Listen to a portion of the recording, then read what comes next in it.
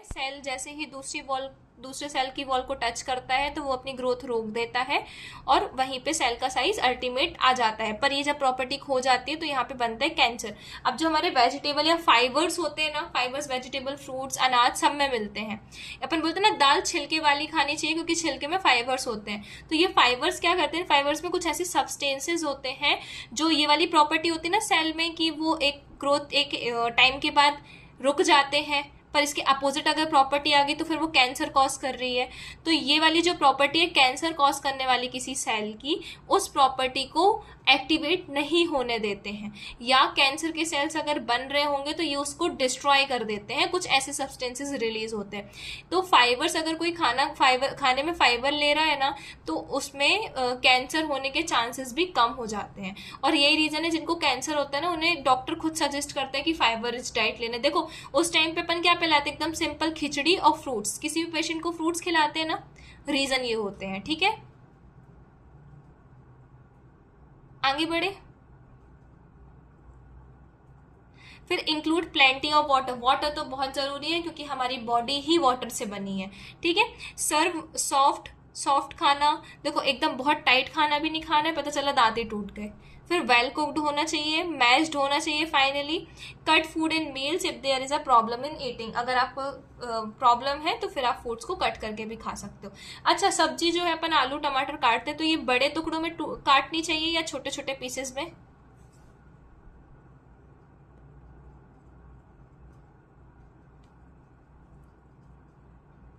अच्छा, शर्मिष्ठा आप क्या बोल रहे हो? जो वेजिटेबल्स होती है ना, हम सब्जी बनाते तो सब्जियों को हम बड़े पीसेस में काटना चाहिए या छोटे टुकड़ों में?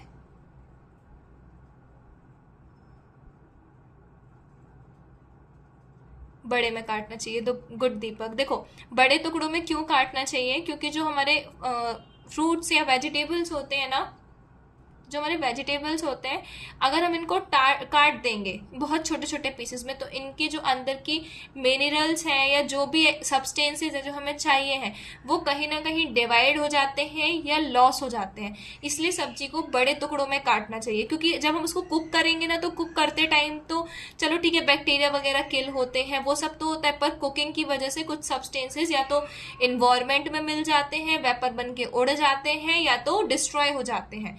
तो अगर बड़े टुकड़ों में काटेंगे तो चल आउटर बॉर्डर तो खराब हो जाएगी पर इनर जो सब्सटेंसेस है वो प्रिजर्व्ड रहेंगे। इसीलिए यही रीजन है कि खाना हमेशा क्या बड़े टुकड़ों में खाना चाहिए। जब मैंने मेडिकल ज्वाइन किया था ना तो हमारा फाउंडेशन कोर्स हुआ था, तो हमारे कॉलेज में एक मैम है, वो साइंटिस्ट भी हैं और बेसिकली मेडिकल में एक NIH ग्रुप है, वहाँ की मेंबर भी है।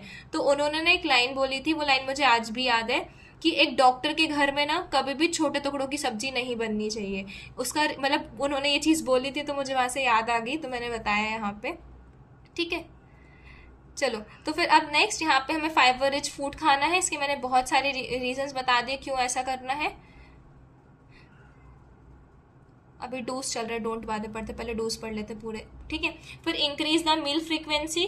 मील्स फ्रीक्वेंसी भी इंक्रीज कर सकते हो। अब यहाँ पे इंक्रीज लिखा है ना, पर यहाँ पे चीजें नहीं लिखी, हर किसी के लिए फ्रीक्वेंसी इंक्रीज नहीं करनी है।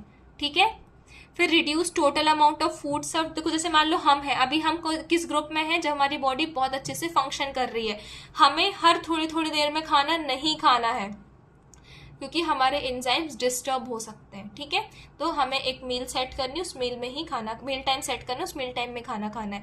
फिर reduce total amount of food served at 1 meal. ठीक है, तो अब उसमें वो वही चीजें लिखी हैं कि आप 1 मील सर्व कर दो। अब ये थोड़ा सा उस उधर पे चला जाता है, किसके साइड पे, कि reduce the total amount of food, जिसमें जैसे हमें जो ओल्ड एज वाले पीपल्स है जिन्हें हम फ्रीक्वेंट मील्स दे रहे हैं, उसमें क्या आप उनको टोटल बहुत सारा खाना मत दो।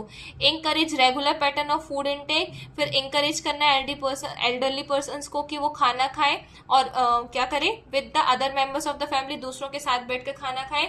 And ensure that an elderly person does not skip meal, और ये भी इंश्योर करना है कि वो मील स्किप ना करें। अब डोंट्स की बात कर रहे हैं, जो जो नहीं करना है। So do not serve big pieces of raw और हार्ड फूड। अब ऐसा खाना जो कच्चा है या हार्ड है वो एकदम से इतना बड़ा नहीं देना है। ठीक है, तो कच्चे फूड्स या हार्ड फूड्स डायरेक्टली नहीं खाने हैं। अब ये इसमें कुछ चीजें एक्सेप्शन में आती हैं, जैसे टमाटर आप बढ़िया अच्छे से धुल लो और उसे फिर डायरेक्टली खा सकते हो। ठीक है, प्याज भी गांव में बहुत से लोग गर्मी के टाइम पे ना प्याज और रोटी खाते हैं, कच्ची प्याज और चावल खाते हैं, गांव में बहुत फॉलो होता है। आई नो थोड़ा सा वियर्ड है सुनने में, बट स्टिल लोग करते हैं, ठीक है। तो कुछ चीजें यहाँ पे एक्सेप्शंस में हैं, ठीक है। अब यहाँ पे रॉ में से आप कच्चा आलू नहीं खा सकते ना, तो वो चीज यहाँ पर आ जाएगी।